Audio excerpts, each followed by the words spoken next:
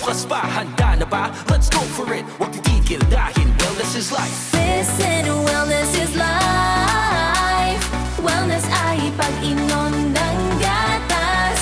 Wellness ay eating healthy lagi. Wellness ay right portion sa pagkain. Oh yeah, that's right, let's go.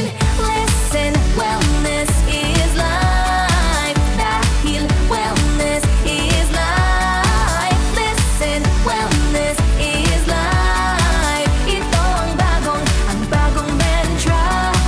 Dahil wellness is life.